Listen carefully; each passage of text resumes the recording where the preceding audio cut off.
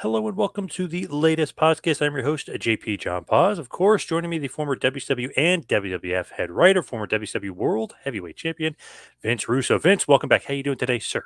All right, John, what is going on, my friend? Man, it's funny with all the Cody Rhodes stuff, and obviously you were just talking to Davey LaGreca, but it's funny though. The "We Want Cody" is that a large segment of the audience or not? Because it seemed Bro, like it was a big segment of the audience. you got two audiences, John. The marks, the hardcore wrestling fans, the niche audience are 100% behind Cody Rhodes. The casual audience could give two shits about Cody Rhodes. That's the truth. The casual audience wants The Rock. Yes. Okay, the niche audience does not want The Rock. That's the difference. The sides are completely reversed. That's what the masses wanted. But bro, they've been letting the tail wag the dog for a very, very, very long time. This is a company, bro, that thinks Sami Zayn is over. The casual fans look at Sami Zayn and say, "What was this dude, an Uber driver?"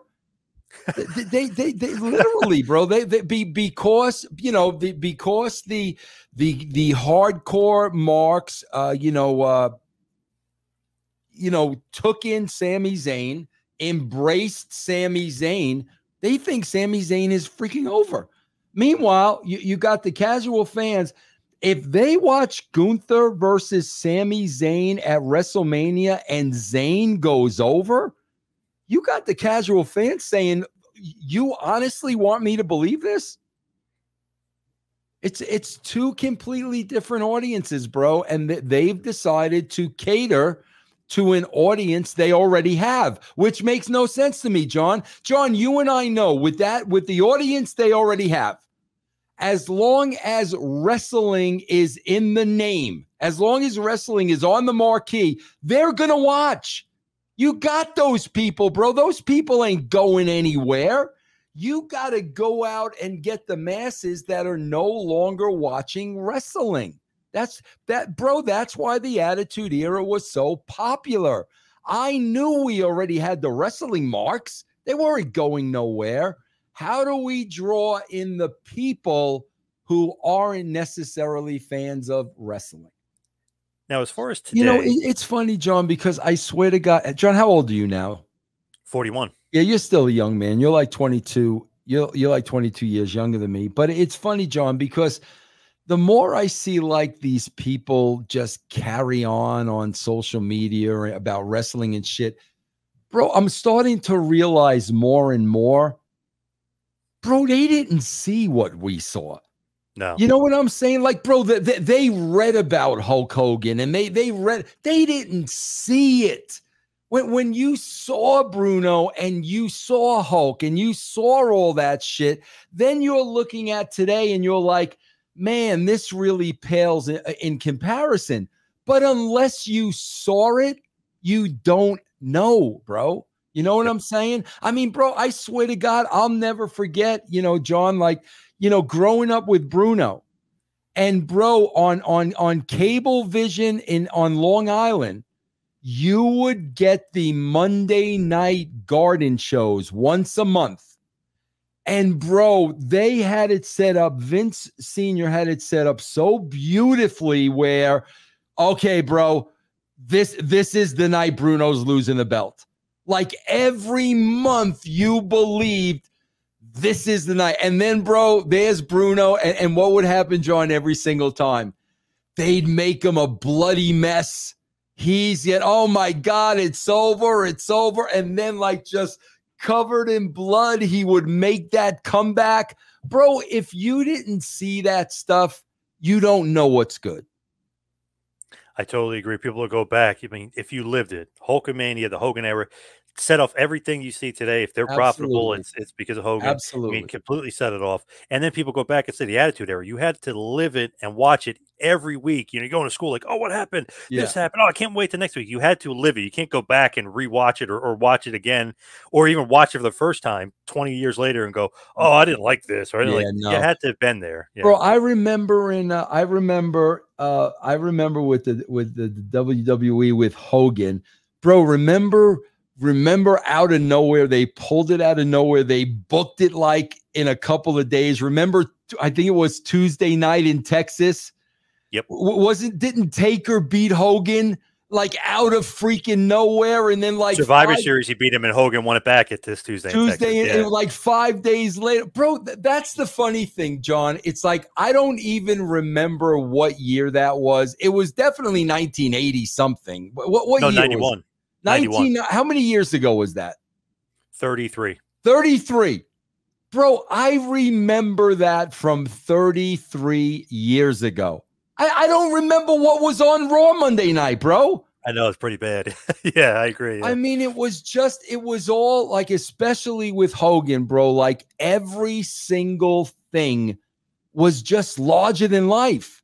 It was nothing was going to be small with Hulk Hogan. Nothing. Weird, bro. The MTV connection. It was always big. And then if you look at it, you never thought you'd see that again. But then Steve Austin, and he was maybe not equal to Hogan, but almost, if not equal, very, very close to Hogan. So crazy that it happened again. Absolutely, man. Absolutely. Yeah. But like I said, man, if you didn't see that, you're ignorant. You just don't know, bro. Yeah. I hate that when people are like, oh, I watched it in 2023. Like, no, you need to watch it in 89 when it happened, or whatever, you needed to watch it then. Yep. So speaking of the good old days, I know you're the biggest far and away Hulk guy that I know. Yes. And bro, you know me, Bash at the Beach and all that bullshit. I respect him more than anything.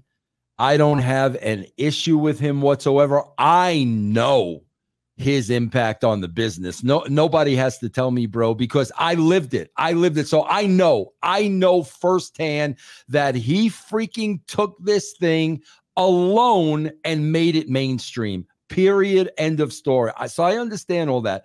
But I got to ask you, bro, I've never asked you this before. What was your greatest Hulk Hogan moment? Ooh, that's a good one. It's weird because I feel like 89, I like 87 with beating Andre at WrestleMania 3. Yes, loved it and everything, and that's epic. And even going back and watching, it's epic. But for some reason, 89, I was so maybe overly obsessed or so into Hogan and the Mega Powers and the Mega Power exploding when he beat Savage at WrestleMania 5. That, I don't know, for some reason that always ranks maybe at the top. I just absolutely love that whole feud, them building it up for basically over a year, and then the culmination of him winning the title back. That might be my favorite Hogan Savage, WrestleMania 5, just because it was like almost like obsessive at that point. And then, of course, WrestleMania 6, when he lose the Warrior, I hated it for so long because he lost. I'm like, you get it. He was upset. I can't believe he lost. But I think WrestleMania 5, maybe. I was there for 5, bro. I went that's to right. That's right. I went to 4 and 5 because I lived on Long Island and they were at Trump. And bro, WrestleMania back then wasn't what it is today. Yeah, I mean, it wasn't. But yeah, bro, I went to. I think WrestleMania 4, they had that tournament. Yes. Is that and then I went the following year to WrestleMania 5. Which is great because even then they were teasing Savage and Hogan because Hogan helped him win, but he was a little skeptical. Why are you looking at Liz? Like he could tell he was not trusting Hogan. So even they're building and laying down the groundwork for WrestleMania 5 at WrestleMania 4, which was awesome. Yeah, that was great, bro. Yeah. Those were the days. They were the days. Yeah, that's why Dave LaGreca was just talking to me, and I brought up, the Attitude Era, and I go, screw the Attitude Era. The Attitude Era is overrated. I said, okay, Dave, then let's talk the WrestleMania 1 through 3 years. Let's talk that, bro, because John, as the writer of the Attitude Era, I say WrestleMania 1 through 3 era was the best era in wrestling. Better than the Attitude Era, bro, because you have just larger than life, bro. And that's when it really started becoming mainstream. And, bro, that's why, John, they used to freaking use the tagline, WrestleMania, what the world is watching. And the world was watching, bro. And it was in those 3 years, is what made wrestling what it was, without a shadow of a doubt in my mind. The Hogan era, baby. The Yeah. best. Yeah. Yes. The Attitude Era overrated. Is LaGreca nuts? What the hell? Yeah, Where's that and then coming he's from? talking to me about the storylines today. I'm like, bro, what storylines are you? I watch these shows every week. There are no story. What are you talking, bro? You know what it is, John? There's been a lack of storylines for so long. I Because of think Vince. people Yep. forgot what storylines were. Like you were just talking to me, bro, all about that Midian stuff. Bro, I vaguely remember that stuff, but bro, stuff like that happened every single week. Yep. Someone just said to me that I think, because I like some of the current stuff today, but they said because Vince was so bad for so long, if Triple H even does a little bit of storytelling, we think it's great because we Yeah, haven't seen it in like right. 20. We haven't seen good stuff. Yeah. You know, Yeah. bro, the bar has been lowered. I mean, Yeah. there's no question about it. But to me, bro, a storyline isn't a story that revolves around wrestling. You know what I mean? And like every story today revolves around wrestling. There's no outside, it's all I want to be you. I want to be the best. And then LaGreca used as an example Gunther's streak. And I'm like, that's a story, bro? Just That the kind of guy's him been winning matches. Yeah. Yeah, I mean, that's not a story, man. That's a guy. Nobody's beaten a guy for 3 years or whatever. That's not a story. But anyway. Yeah, we don't really have a background on Gunther, like more of a character development thing either. So it's definitely not a storyline. It's just him We winning know matches. nothing about the guy, bro. Like you brought up that great point, John, about Vince, as much as he freaking hated the heels, I mean the baby faces, he had to give them what they wanted because of what they were doing to Shane. That showed an emotional side of this calculating, maniacal, cold-blooded maniac that at least he cared about his son. Little things like that, bro, make the people real. That's what what makes Gunther real. We know nothing about him. We know he's from Germany because he's got an accent. We know he's won, however many matches in a row. Okay, bro, what else do we know about him? Yeah, he's a good wrestler. That's it. Yeah, we don't really know. Great Yeah. wrestler, but you gotta make me care about him, bro. Like I said, John, they just had that big gauntlet match, and the winner gets Gunther. Now, bro, I am a fan of Gunther. I like the guy a lot. I think the guy is tremendous on the mic. Definitely top 3. But, John, the reality of the situation is I don't care whether Gunther wins the title or not. You know what I'm saying? You've given me no reason where, like, my God, bro, when you go back to when it was Hogan and Warrior, it was like, holy shit, like, who are they going to put over? Like, Warrior had his millions of fans and it's just gone. And the thing is, John, I don't want to sound like, I'm bitter and I'm this and I'm that. My thing is, John, there's no reason for it to be gone.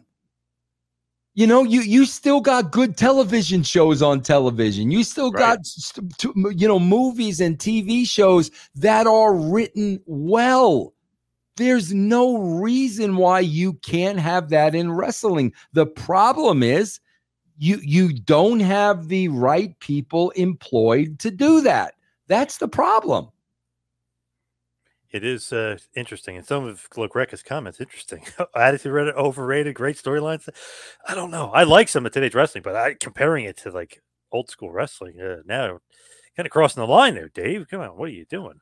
Whatever, bro. Whatever. He did admit he was a mark, though. I said, well, bro, I'm talking about casual fans here. I'm not talking about marks that are going to freaking love everything. Right. That's what I hate about wrestling marks too, John. Because, John, I'm like you. I know you're New York Giants. I'm a big baseball guy.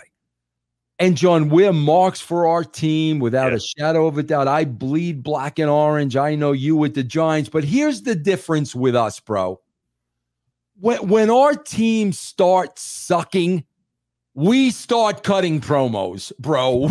I mean, right, John? Like when the Giants are 4-10, I'm positive, bro, no matter how big a mark you are, you're not sitting there putting them over. The coach got to go. I'm the same exact way. Bro, when you're a WWE mark or an AEW mark, no matter what they do, it's great. It's great. No matter how low the rating is, bro, it's not the fault of the show. It's the fault of the people that didn't watch because the show was great. That's what drives me crazy about the wrestling fans.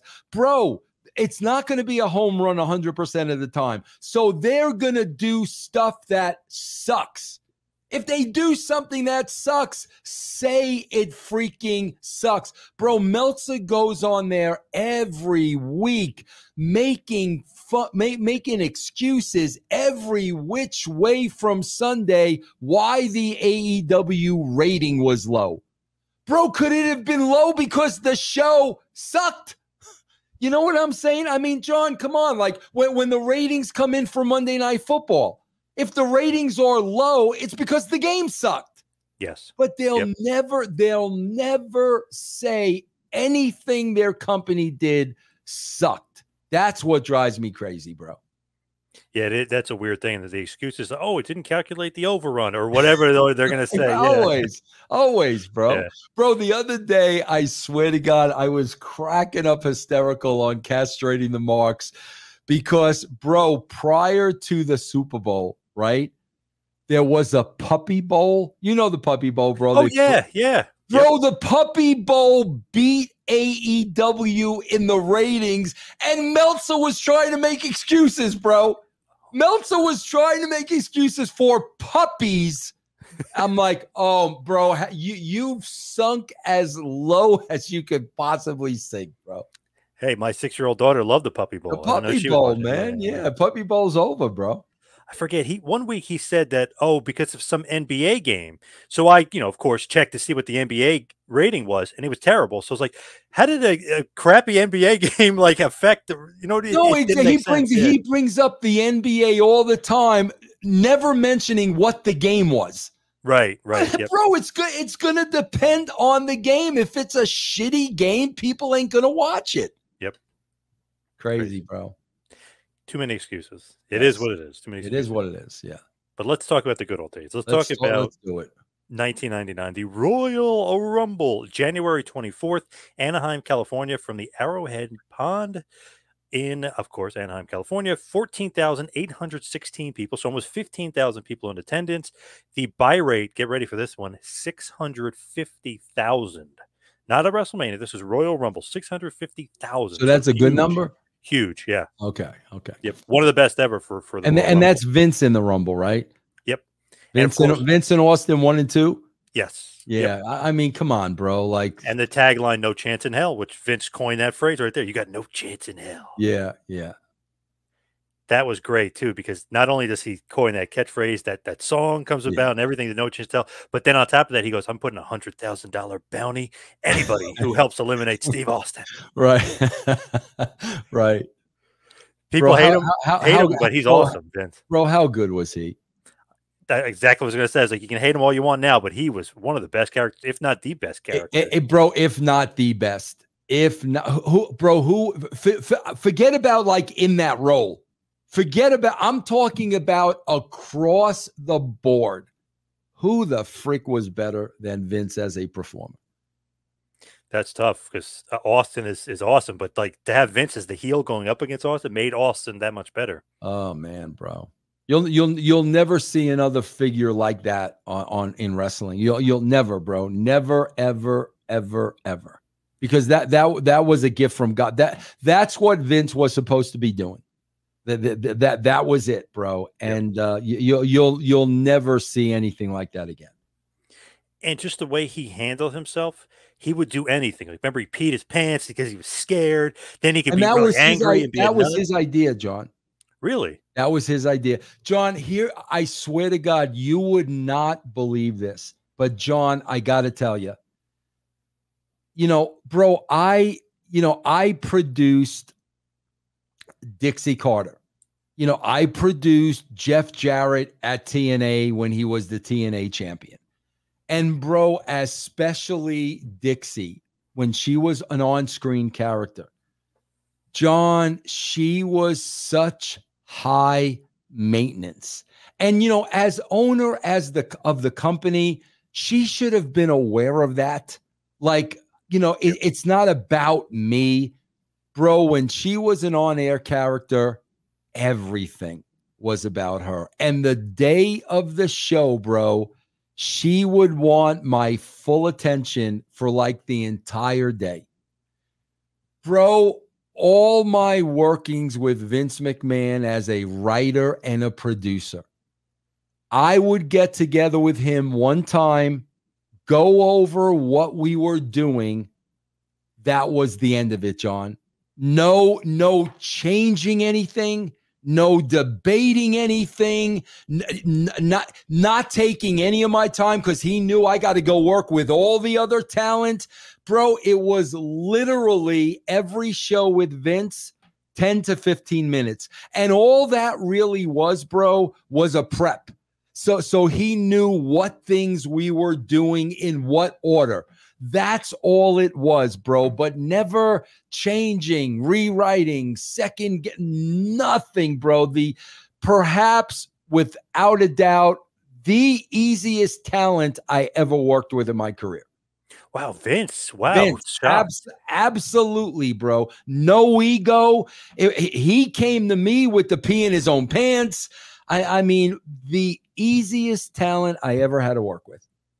And one of the best. I mean, it just, even though him delivering simple lines like $100,000 bounty, like, yeah, because you could tell he hates this guy. He does not want Austin winning the Rumble. He just absolutely hates this guy's guts.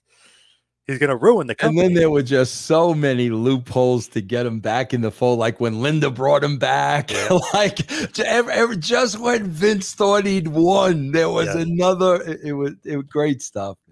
And then even now he hates Foley because this guy's a stain on the very existence of the WWF. Right, right. And then he's funny, like, in my benevolence, I will give you a shot at certain things. Right. Bro, I swear to God, John, the funniest thing is, like, I review the Attitude Era show. Keep in mind, it's only 2 hours.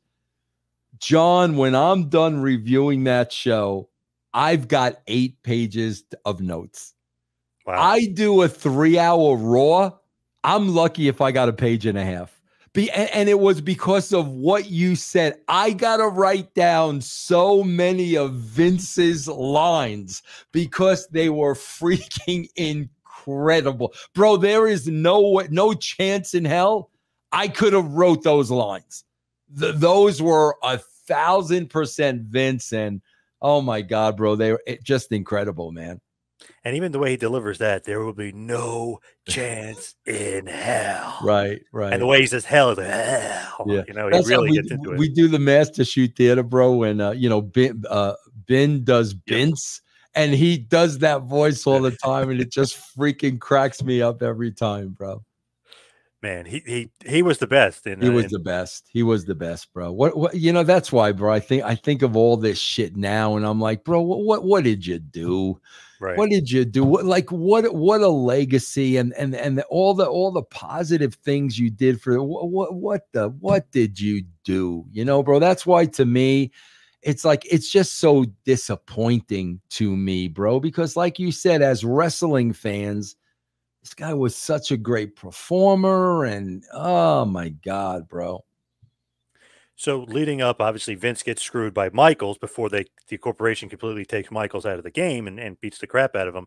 He makes Vince number 2, and of course, Austin is number 1. Austin defeated Undertaker at Buried Alive match at Rock Bottom to get himself in the Rumble, but Vince screwed him and made him number 1. We were joking around that they picked his number twice, and he got number 1 twice. Right, oh, no, you know, like by accident, he got number 1 twice, obviously screwing him over. Yeah. Michaels puts Vince at number 2. So that means who's going to be number 30? They have the DX corporate Rumble itself for the number 30 spot, which was on the January 11th Raw, which was won by China. So she wow. will be number 30. See what I'm talking about? All that stuff is so good because you're not expecting it. You're not expecting it, bro. Then when it happens and it settles in, Now all of a sudden, what kicks in is holy shit, what are they going to do? Are they going to put China over? You know what I'm saying, bro? That's why you got to hit them from every different angle, bro. You got to keep them off balance because that's what keeps them watching. So just go over the dark matches in Sunday Night Heat real quickly here. Christian defeated Jeff Hardy in 11 minutes in the dark match. In the Heat match, the Job Squad of Bob Holly and Scorpio defeated Too Much, Brian Christopher, and Scott Taylor in 4 minutes. And then even Mankind, interestingly enough, set up by Vince to try to maybe soften him up a bit for his championship match later on against The Rock. Mankind defeated Mabel by DQ in 5 minutes. So just kind of softening him up. But interestingly enough, Mabel would play somewhat of a big part later on in the Rumble with The Undertaker, who beforehand was promising basically a sacrifice. And also, John, you just talked about, bro, having Rock, night 2 in a match, and the, people buying Peacock, and now we've got to watch it. Bro, that's exactly how we use Sunday Night Heat. We're trying to sell the pay-per-view that's happening in an hour. That's what we're trying to do. That's why Mick Foley's on the show. But that's why, like you said, today, like, okay, bro, you're not going to have Rock in a singles match or wrestle. Okay. I don't know if it's maybe a bit of a misstep on that one. Yeah. To start off the show, Big Boss Man defeated the Road Dogg in almost 12 minutes. So a little bit of a longer match, but a good one. And Boss Man gets the win, obviously kind of teasing that the corporation, it's going to be their night. Yeah. Setting the tone. Yeah. And that's when Boss Man was doing like the more of the black gimmick, right? Yep. The modern day of his old character. Yeah. Yep. Man, bro, I got to tell you too, like, again, going back and watching this Attitude stuff, man, bro, nobody sold like Road Dogg. He sold his ass off. Yeah, bro, you know what it is, bro? It's, bro, like when you're a member of the Armstrong family, you're just going to be better than everybody else. That's why, like I said, bro, I really believe like with the great ones, it's like it's in the genes. Like if you're one of the Armstrongs, you're going to be a polished professional. And man, I always appreciated Road Dogg, bro, because of his mic work, and that's why he was absolutely tremendous. But you watch any match he was in, he sold his ass off, bro. Obviously, another thing too, and I know I mentioned this a lot, he's a lot bigger than you realize. Like he is a lot big. Yeah, yes, he is, bro. Yes, so for him to be that big and selling like that, yes, absolutely. Yep. Any kind of talk on Boss Man, just what you thought of him? Because I loved he left WCW, he wasn't doing much there. I know they Dungeon of Doom, then NWO, and he was out of the NWO. It's like he wasn't doing much there, but when he comes back to WWF, he's in considerable better shape too. But it's awesome because Vince, remember, he's on the wheelchair and he needs security. He needs somebody to watch his back. The Stooges aren't doing a good job, so you get Boss Man. You're like, oh shit, who is that under the mask? And then you realize it's Boss Man with the nightstick. You're like, oh shit, like that was a little cool thing you might not pick up on, but like that was awesome to do that and bring him back. I'm not going to say I'm going to say me, bro. I was a little bit worried because, like you said, bro, at WCW, they turned them into nothing. Yep. You know what I'm saying? So now when you're bringing them over, like, you have that concern, are the fans going to react? Because for so long they did nothing with them. But then again, bro, when you know how to write and you know how to produce and you start from scratch all over with the Boss Man, you're gonna make him mean something, bro. Love Boss Man, big Boss Man fan. I What, just thought that what was a guy, cool. bro. What a guy. What a freaking guy. Great to hang out with in the back. And bro, the nice, bro. Like they talk about Southern gentleman type thing. That's who he was, bro. What a guy. What a guy. Still love Boss Man. And he definitely got in better shape from WCW when he got in WWF. I felt like he's like, all right, I want this one last big run here in WWF. Yeah. Whose idea was it to put him in the corporation? Was that Vince or was that you putting him with, like, making him his bodyguard? Bro, I hate to say this, John, because people are gonna whatever. Bro, we wrote all that shit. I mean, Vince never said, like it wasn't a case. Okay, Ray Trail is coming back, and this is what he's going to do. It wasn't. It just was never that way. We had to present Vince with what we wanted to do, because, like I said, bro, Vince, you give Vince a blank piece of white paper, he cannot fill it out. You give him a complete show. You give him something to work out. Oh, okay, now he's going to tweak this, tweak that. But from scratch, you had to tell Vince, well, Vince, what about if we did this with him?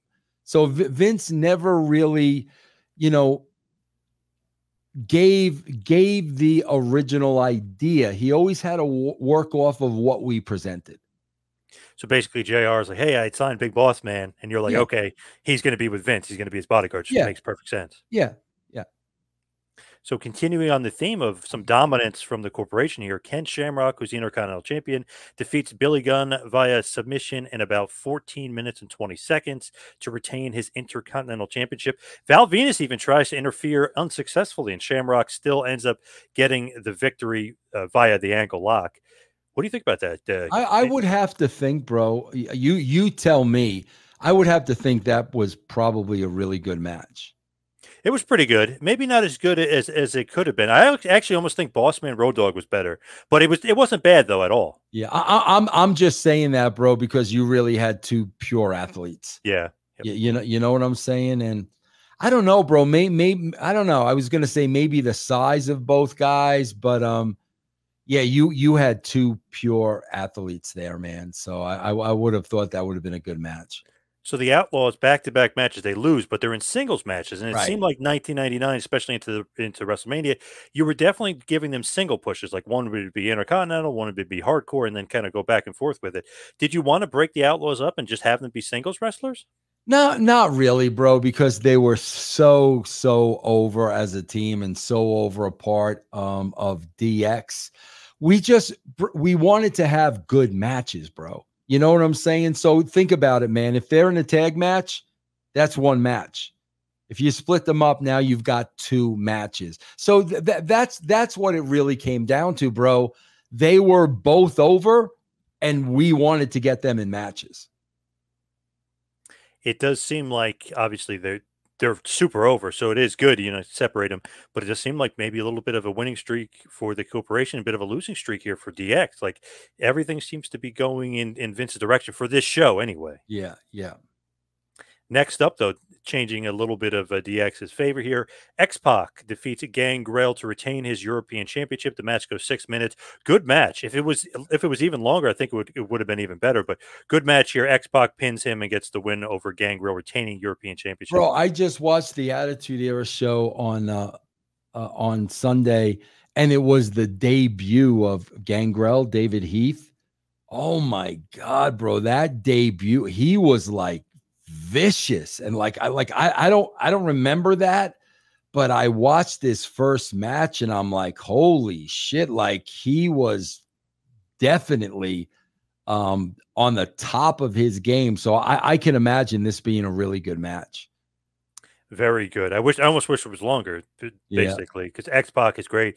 But Gangrel, I feel like when you think of Attitude Era, everyone always goes, "Oh, Val Venus, Goldust, Godfather." I a lot of times I think of Gangrel because that was such a cool and perfect for that era as well. Yeah, absolutely, 100%. Yep.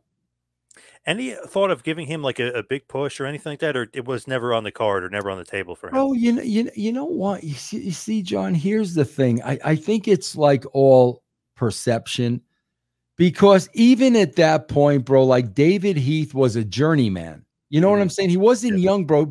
I guarantee you, bro, back during Gangrel, I guarantee he was probably like 34, 35 years old then. So like he kind of came in as a journeyman, and I hate, veteran. Yep. I hate to say like that's how he was perceived, because like we he'd been around for a while. We knew he would give a hell of a match, but I just think because he was always perceived as somebody that had been around for a while, maybe he really didn't get his just desserts. And here X-Pac gets DX in the winning corner, if you will. They lost the first two, but at least they're winning this match. Yeah, yeah. X-Pac, ever thought of giving him a bigger push, like world title, anything like that? I mean, he had world title matches, but never world champion Yeah. ever. No. See, that's why I got to tell you, John. Like, I look at today's landscape, and it's a completely different story. Like you and I just said 15 minutes ago.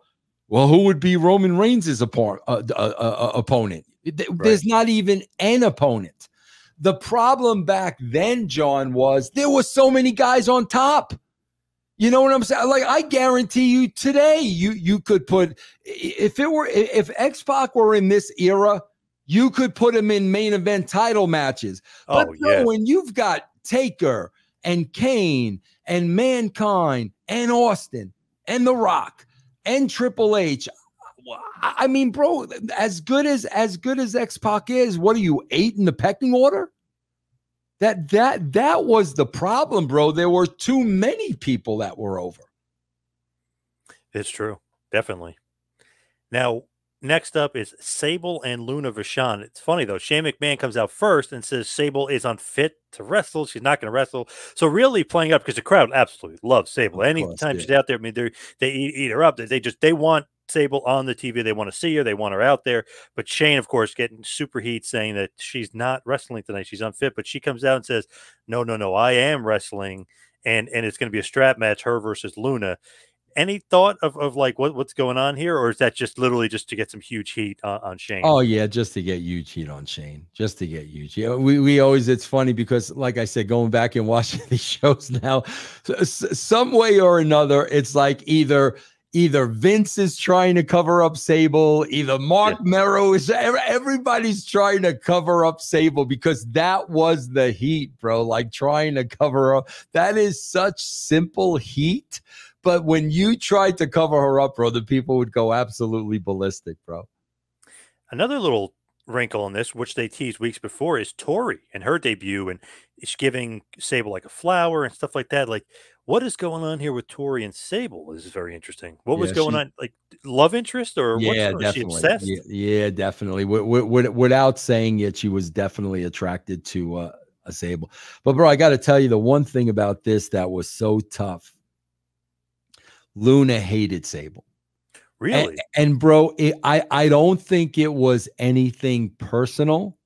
I think, Luna being so old school, the Vachon family, think about this, bro. Think about the wars and the matches and the years. Think of all the time Luna put into the business. Now you got this diva who, zero training, no dues, nothing. The top female in the company. The people are going nuts for her. And Luna took her craft like very, very seriously. So I think it could have been anybody in Sable's shoes, but because of old school versus this new type of diva, oh my God, bro, I could not do anything with them. Put nothing together unless Mark and David Heath were there. Thank God for them, because they literally had to control their wives so we could do business. Wow. Yeah. And here, that was tough. And here, Sable defeats her in the strap match in about 5 minutes. So Luna not happy with losing. No. She's not going to be happy with that, bro. Not going to be. And I get it. I totally understand her mindset. But I mean, bro, when you talk about somebody being good for business, Sable was good for business, bro. Like, I'm sorry, she didn't train for 20 years or whatever, but my God, she was a ratings getter. Yeah, she's money. Yep. Money, bro, With that match too, Tori helped Sable win, so something's going on there with Tori and Sable. And Sable kind of got lucky a little bit. Tori's helping her win. Yeah. Shane also tries to interfere. Doesn't work out though. So yeah. So definitely. Now, behind the scenes, is she becoming even more of a diva? Sable? Sable. She becoming harder. Bro, I never had one problem with Sable. Oh, never a single problem did I ever have with her, bro. Now, I don't know after I left. I don't know. I wasn't there. But when I worked with her, never a problem. Bro, do Next you up, remember it? So I'm assuming you watched this recently. somewhat, yeah. Yep. Did Luna get in some good strap shots on her, or Oh because yeah. I got to imagine Luna laid some shit in. Seemed like it, yeah. Yeah, yeah, yeah. Yeah, it did always, if you really kind of go back and look, like, yeah, she definitely didn't like her. And you No, think it's like an act or whatever. but It's bro, just some I'll of it's tell you real, yeah. what, bro. John, I think I told you this story. She hated Sonny too. Oh yeah. John, I swear, I think I could have sworn I told you this story, but we were in a portion of the building and there was nobody else in sight. And I'm there and I hear some yelling and screaming. And I look down the hall and freaking Sonny and Luna are screaming at each other. And bro, Sonny's wasn't smart enough to shut the F up because Luna could have like literally, bro, tore her head off her shoulders. So Sonny's giving her the business back. So, bro, there is nobody around. So I'm like, oh, yeah. And bro, you know, like I'm office. I can't get in something with freaking talent, Right. but there was going to be a fight. You know what I mean? So I'm like, oh shit. So I go over there, bro, and I step between them and I'm trying to separate them. There's nobody else there, right? So, bro, you know when you separate two people and now that their separation, the one person's barking, I'll kick your ass. Sonny's barking. Yeah, She doesn't know. Shut the F up. So I separate them. Sonny's still barking. Bro, I am not shitting you. Luna went through me with a spear. Almost freaking killed me. Knocked the freaking wind out of me to get on Sonny, bro. And I'm like, bro, back then, man, I don't know about today's females, but back then, bro, you had women that were the real deal. Like Jackie and Luna, like they could kill somebody. Yeah. You know what I'm talking? Like you really had women that were tough. The Sherry Martells, the Medusas, and man, Luna was as tough as they come, man. Definitely. Legit tough. Legit Definitely. tough, bro. Yeah. Next up, we have an I Quit match for the WWF Championship. The Rock defeats Mankind in about 22 minutes. Awesome match. Great stuff. Crazy match, especially now that we know Beyond the Mat, they were there filming, and obviously his wife and his kid, Mick, his wife and his kids Oh, were this is the crying. chair shot gimmick. He puts the handcuffs, put the handcuffs behind his back and does the chair shot. He apparently told The Rock, we're going to do one. The Rock was apparently feeling the crowd and gave him about 7. So unprotected, of course. See, I didn't know that.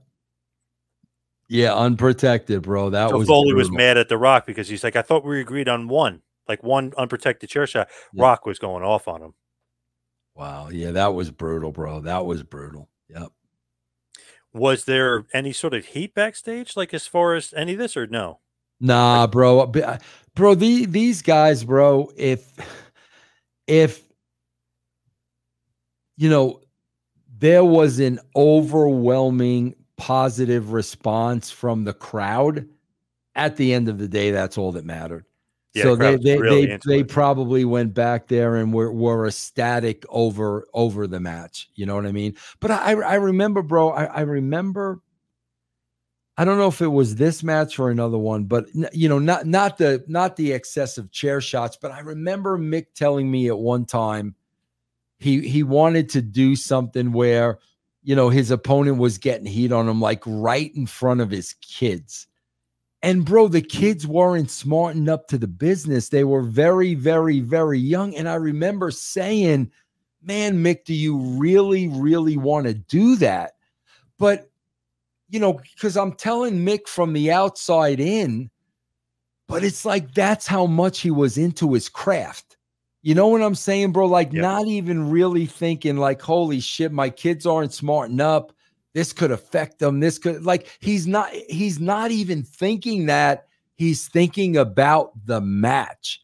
And that's why. So now he's telling me, and I'm like, bro, like, do you have no idea what the impact is going to be on your kids, you know? But that's how dedicated Mick was to his matches, bro. And that's exactly what he did here. But considering The Rock hit him so good with these chair shots, he's getting basically a gash open up his head. He's bleeding like crazy, and his wife and kids are crying. They had to leave the arena. They just Yeah, literally went to the back. They were crying. that's bad, bro. I mean, I don't condone that. He had to get staples in the back in his head, and you can tell he's woozy when Beyond the Mat's filming him. He's talking Yeah. about it. He's like, "Rock, I thought we were doing one shot." Like you can tell he's out of it. Yeah, yeah. So the thing is, too, Foley had a promo early in the night on Heat talking about, "You will never get me to say I quit." Yeah. So, of course, when he does lay him out with the chair and he then does a bunch of chair shots and he's knocked out in the unconscious, he takes the mic, he puts this in his face, and you hear the promo from earlier. He goes, "I quit. I quit. Yeah. I quit." Yeah.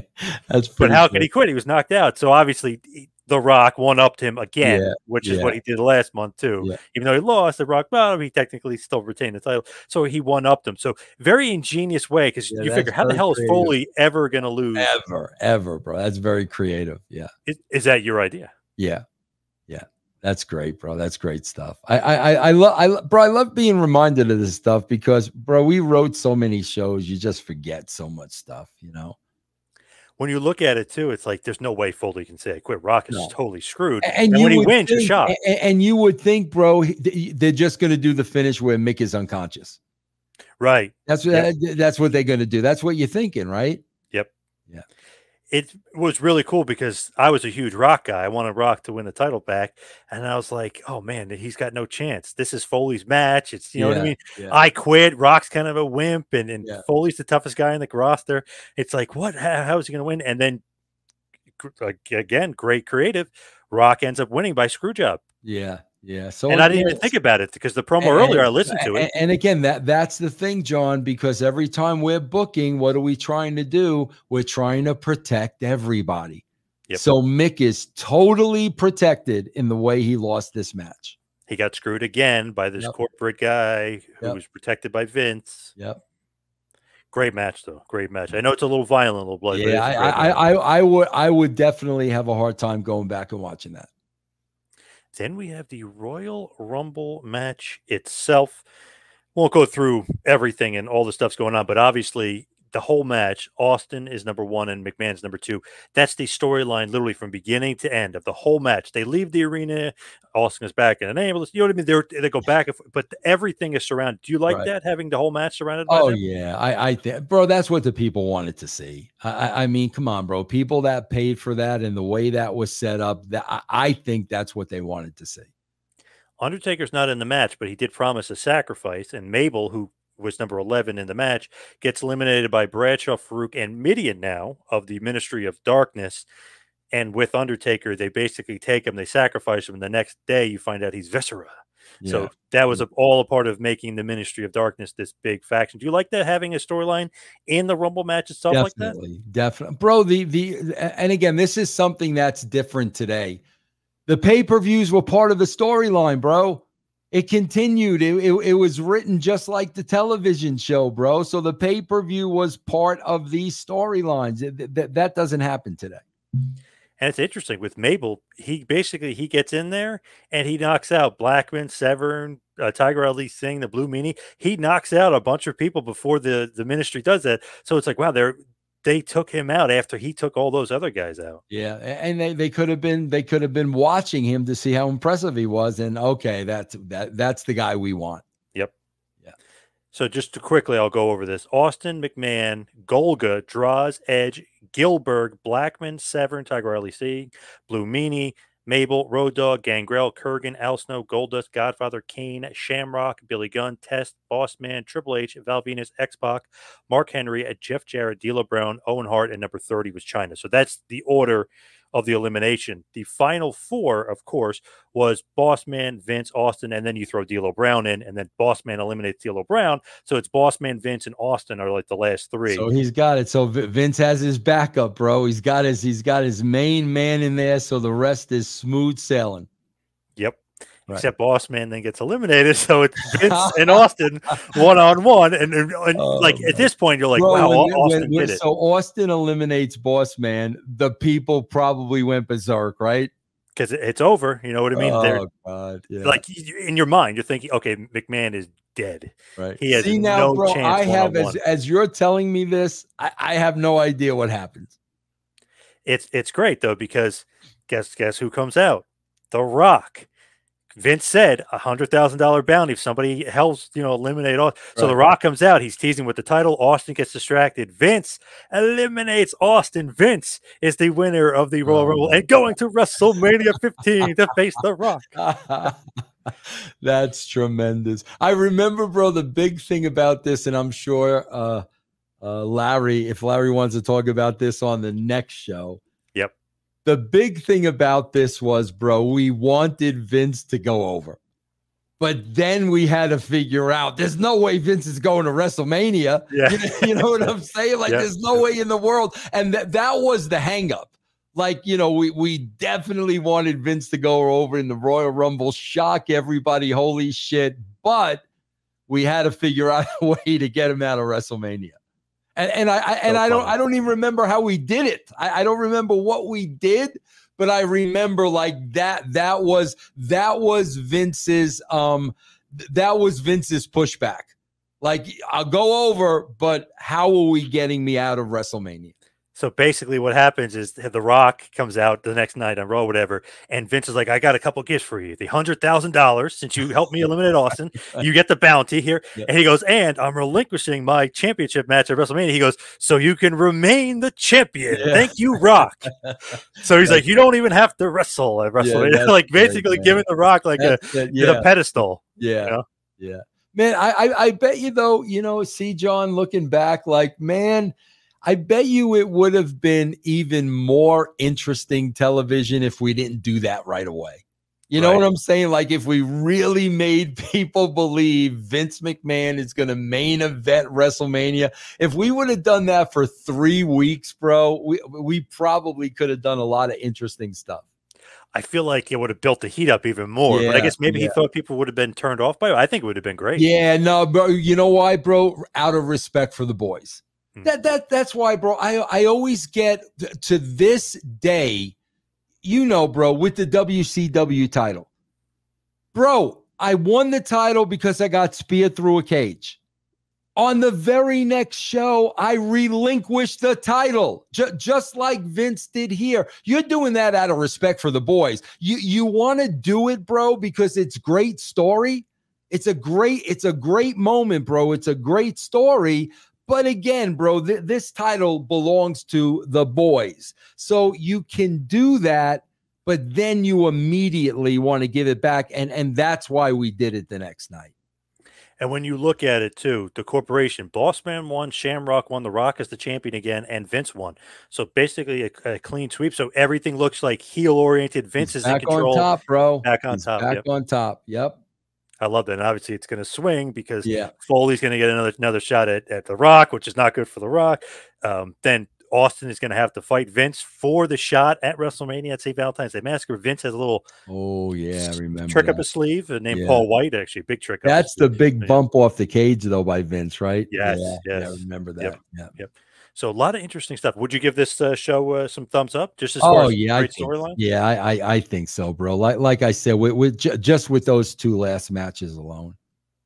Man, it just storyline wise, you couldn't wait to watch the next night. Like, wait, Austin just got screwed. What the hell? And that's the thing, John. Here's the reason why. Here is the reason why. If like, forget about great writing and all that shit. I'm not putting myself over that way. Here's the reason why. You didn't know what they were going to do next. That's the reason, bro. You did not know. Oh my God, is Vince McMahon really going to WrestleMania? What's Austin? You didn't know. There was no way you could guess. So you had to watch the show to find out. Like I said, bro, going back to today's product, everything is telegraphed. Yeah. Everything is telegraphed, bro. So there's no need to watch. John, that's why if you look at the numbers, now the television numbers are the same. SmackDown's taking a bump because of The Rock.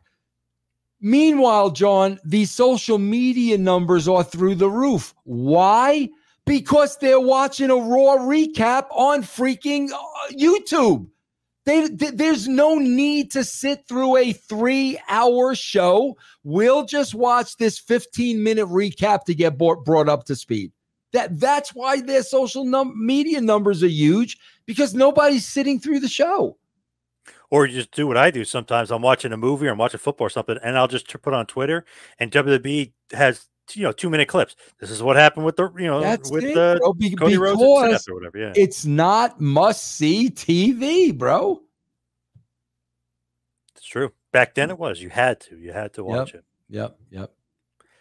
Now, Vince, obviously thumbs up for the Royal Rumble here, but let's hit the plugs. You follow me on Twitter and Instagram at 2Man Power Trip. What do you got going on? Yeah, guys, right now, if you've never been a Patreon subscriber, just go to patreon.com/Russo TWC, and you can get a free week of the brand, no obligation, no long term.